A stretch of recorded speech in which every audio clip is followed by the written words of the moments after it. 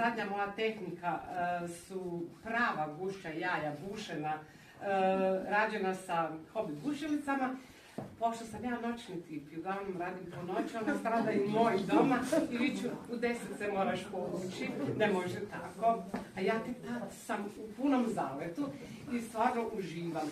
Tako, prvi dio mojih jaja, povišenih gore, su uglavnom gušća jaja, znači prava, prirodna jaja, rađena, to se zovu madeira, čipkana jaja.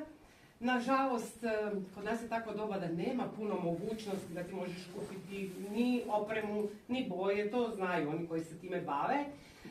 Uglavnom je improvizacija.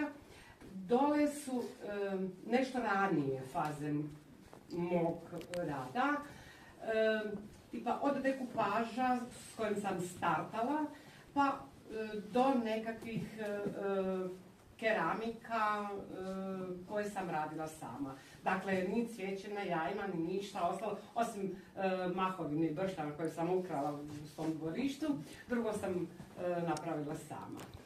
Neizmjerno sam zahvalna, uzbuđena jako i ne znam uopće kako uspijem suspregnuti lastavine bršće.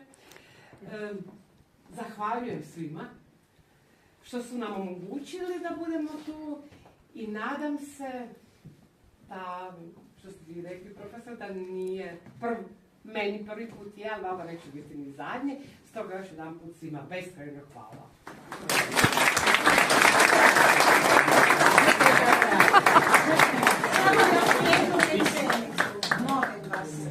Ja sam na današnji dan prvi put postala mama.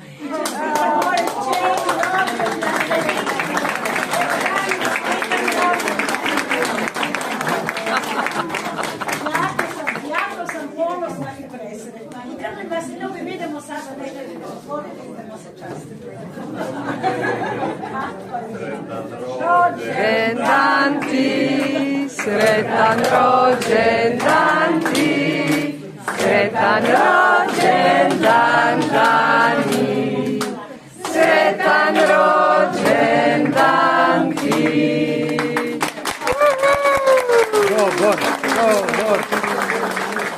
Ja zahvaljujem gospođi Dubravki i gospođi Meliti i za kraj bih samo volio da, kako sam spomenuo, da imamo i mi neke svoje neka dijela osim medicinskih dijela. Mi inače imamo jednu biblioteku koja se zove Signa Cordis, to je biblioteka u kojoj imamo knjige naših članova Hrvatskog katoličkog liječničkog društva.